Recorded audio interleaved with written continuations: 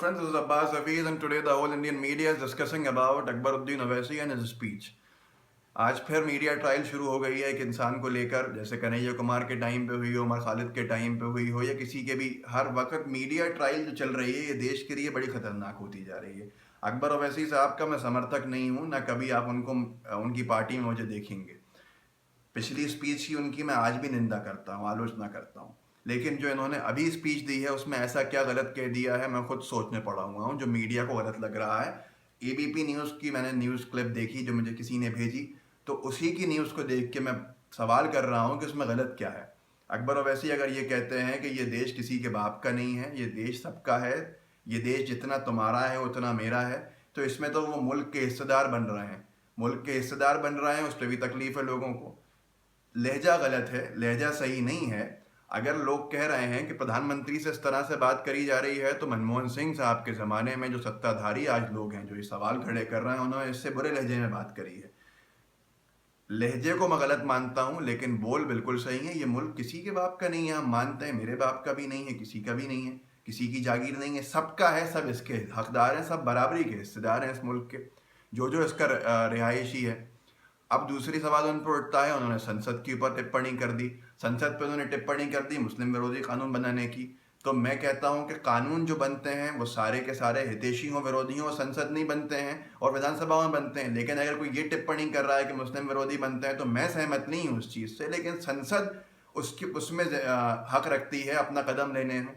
देश में कोर्ट हैं, अदालतें हैं, संसद कदम उठाए और अदालत में लेके जाए ताकि ये अपने डिफेंस में जो बोले देश के सामने आ जाए। लेकिन मीडिया ट्रायल जो है, किसी को भी देशद्रोही कह देना, किसी को भी जहरीला कह देना, ये गलत है, मैं इसकी निंदा करता हूँ। उसके बाद अकबर ओवैसी अगर ये कहता है कि तुम अगर तिलक लगा सकते हो तो मैं भी पूरा हक रखता हूँ टोपी और दाढ़ी लगाने का, रखने का। वो गौरक्षकों की लिंचिंग के ऊपर शुरू से कहते आए थे, जो लिंचिंग के पार्ट को उड़ा दिया उनके, और बाकी पूरी की पूरी न्यूज़ दिखाई।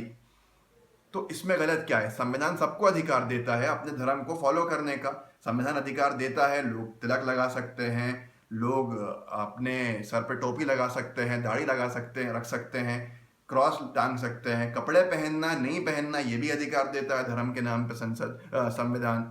तो इसमें गलत क्या कह दिया मुझे समझ में नहीं आया।